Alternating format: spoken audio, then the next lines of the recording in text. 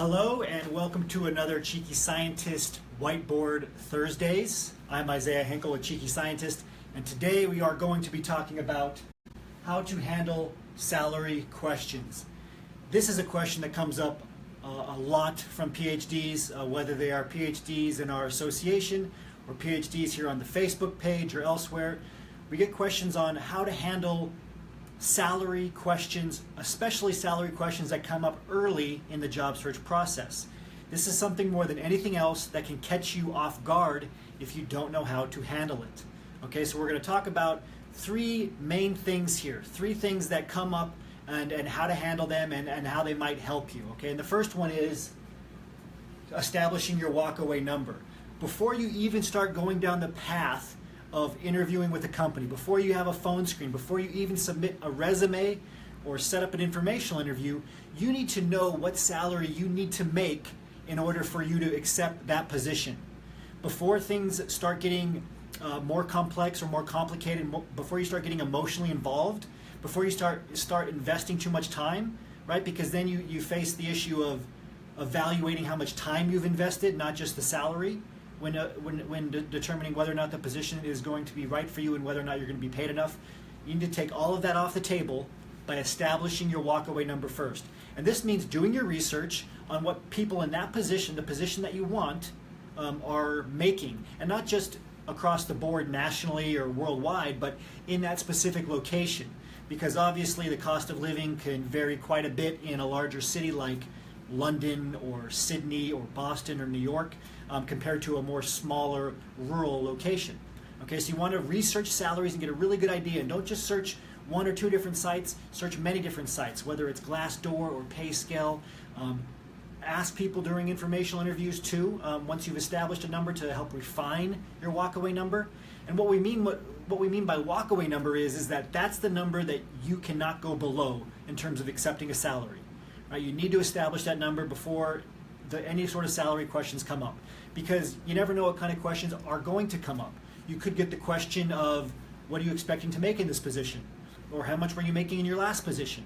They could ask you what your walkaway number is. So you need to have an idea of what this is, because it'll give you some firm ground to stand on during the job search process, so that no matter when they start bringing up salary questions to you, that you'll feel comfortable. Okay, so first and foremost, establish that walkaway number before things get complicated, before you get emotionally involved, before you start investing time chasing a certain position. Number two, the reasonable offer handler. Okay, the reasonable offer handler. Very often you'll be asked, and usually before you're ready, what your salary expectations are. You'll be asked this in a variety of ways. It could just be, what were you making in your past position? Right? That's what they're really asking, is, what do you want to make now? They could say, what number are you hoping to hit with this new position? And this catches a lot of PhDs off guard, and they kind of just fumble their way through it. Or worse, they give a number. You never want to give the first number in terms of salary when you're on a job search. You never want to give the first number. And for a variety of reasons that we don't have time to go into today, we covered this in our more advanced negotiation trainings in our association program. But for today, you just have to know that you can say this objection handler. So when we say handler, we mean a way to handle this objection or this question that comes up, which is, well, what are you hoping to make in this position? The best thing to say here is, any reasonable offer will be considered. I'll say that again. Any reasonable offer will be considered. Okay, that's all you have to say. And you can say it in a variety of ways, and some employers might push you a little bit. They might say, okay, well, what do you consider reasonable? And in that case, you just say, well, I've researched some salaries and I have a sense of kind of a ballpark figure in the area, but let me ask you, what do you usually pay people in this position? Right? So always start by saying any reasonable offer will be considered, and then if they keep trying to turn the tables, just turn the tables back on them, but be polite, of course, and say, well, I have some ballpark ideas, but I'm not sure. What do you usually pay people in this position? That's the best way to handle it, because you never want to give the first number. Now, if an employer gets very pushy and says, well, just give me a number, what's your ballpark?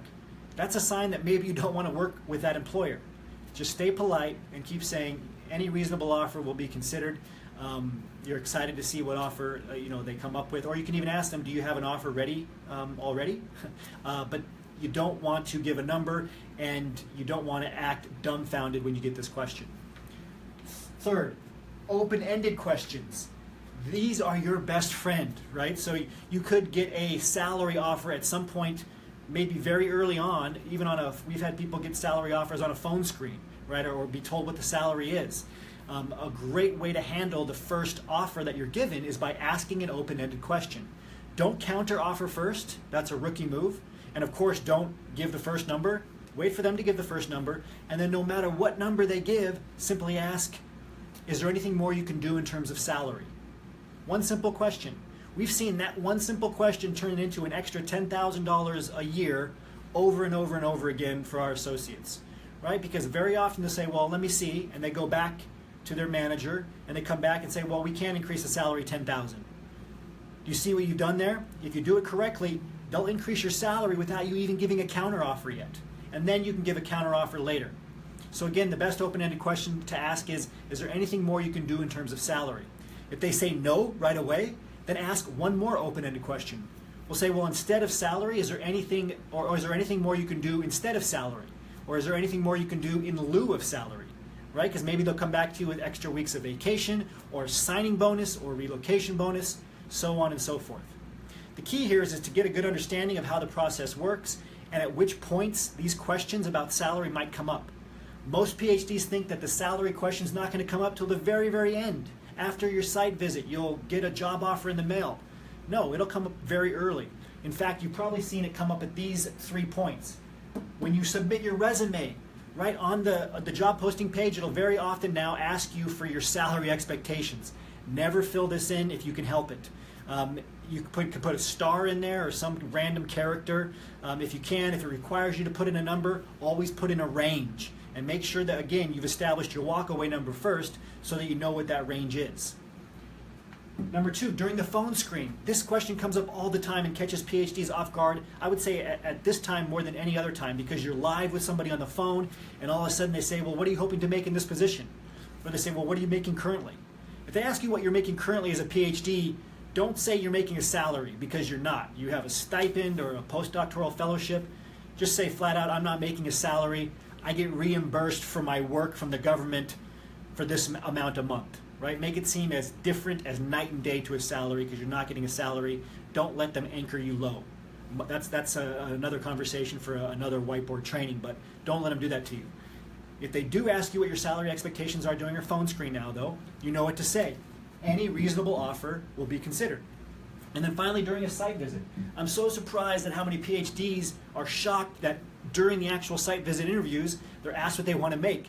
You have to know what your walkaway number is. You have to be able to talk about salary at this point in a way that has them give you the first number, right? It's almost like a little game. They're going to try to get you to give the first number. You keep turning it back on them. Tell them any reasonable offer will be considered. Ask them what they usually pay people in that position and so forth. Never give the first number until you have a physical offer in hand, an agreement to contract in hand. So hopefully this was helpful. Again, we were talking about how to handle salary questions.